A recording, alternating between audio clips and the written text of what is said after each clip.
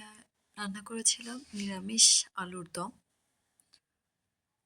একদম মাঝারি সাইজের ছোট ছোট আলুগুলো ধুয়ে সিদ্ধ করে নিয়েছি। সিদ্ধ করে ছুলে নিয়েছি তো আলুগুলা। সাইজটা একদম বেশি বড় না, আবার একদম একদম ছোট ছোট না, মাঝারি সাইজের। এবার ফ্রাইং প্যানে তেল দিয়ে আলুগুলা ভেজে নিব। একটু লবণ আর একটু হলুদ গুঁড়া দিয়ে একটু লাল লাল করে ভাজি করে নিব।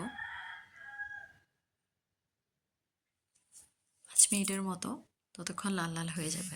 আর এত বেশি করতে হবে না, যেহেতু আলুটা সিদ্ধ আগে থেকে করে নিয়েছি আমি প্রপারলি। সিদ্ধ হয়ে গিয়ে এই তো দেখুন হালকা হালকা লাল লাল হয়ে এসেছে। এখন নামিয়ে নিব। ওই কড়াইয়াতে আবার অল্প পরিমাণ তেল দিয়ে তেজপাতা, রসুন কুচি অ্যাড করে নিব। এখন এগুলো ভাজবো। আমি 2টা টমেটো কুচিও দিয়েছিলাম। তো এগুলো এখন একটু বেছে নিব। তারপর মশলা, পেঁয়াজ বাটা, এখানে আদা বাটা, একটু রসুন বাটাও দিয়েছিলাম। আর হলুদ, লবণ, মরিচ আর একটু মাংসের মশলা দিয়ে মশলাটাকে একটু পানি দিয়ে ভিজিয়ে রেখেছিলাম। তারপর আর একটু সামান্য পরিমাণ ওই মশলারই পানি দিয়ে এবার নাড়াচাড়া করে নিব। এবার টমেটোগুলো ভেঙে দিচ্ছি। নাড়াচাড়া করতে করতে একদম মশলাটা একদম যখন মাখা মাখা হয়ে আসবে, তখন ওই যে লবণ হলুদ দিয়ে ভেজে রাখা আলুগুলো দিয়ে দিব। এখন ভালো করে নাড়াচাড়া করে নিব, আলুগুলোর সাথে মশলাটাকে মিশিয়ে নিব।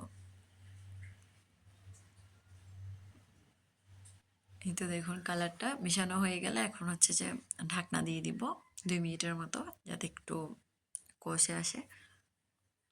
এখন 2 মিনিট পর ঢাকনা খুলে এখন আরেকটু নাড়াচাড়া করে নিব, যাতে তলায় লেগে না যায়। এখন পানি দিয়ে দিব। আপনারা চাইলে গরম পানিও অ্যাড করতে পারেন বা নর্মাল পানিও অ্যাড করতে পারেন। এখন নাড়াচাড়া করে আমি ঢাকনা দিব 5 মিনিটের মতো। 5 মিনিট পর তরকারিটা অনেকটা ফুটে এসেছে। তারপর এখানে সামান্য পরিমাণ ম্যাজিক মশলা দিয়ে দিব।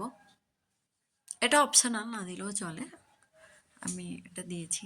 একটু একটু নাড়াচাড়া করে আবার 5 মিনিটের জন্য একটু ঢাকনা দিব, যাতে একদম মাখা মাখা হয়ে আসে ঝোলটা। এই যে দেখুন ঝোলটা অনেকটা কমে এসেছে, একদম মাখা মাখা হয়ে গিয়েছে। নিয়ে দেখাচ্ছি। দেখুন নামিয়ে নিলাম গরম গরম। এটা আপনারা রুটি, পরোটা বা ভাতের সাথে খেয়ে দেখতে পারেন, অবশ্যই ভালো লাগবে, আমি বলতেছি। আর কেমন লেগেছে আপনাদের অবশ্যই জানাবেন। আজকে টাটা, সকালে ভালো থাকবেন।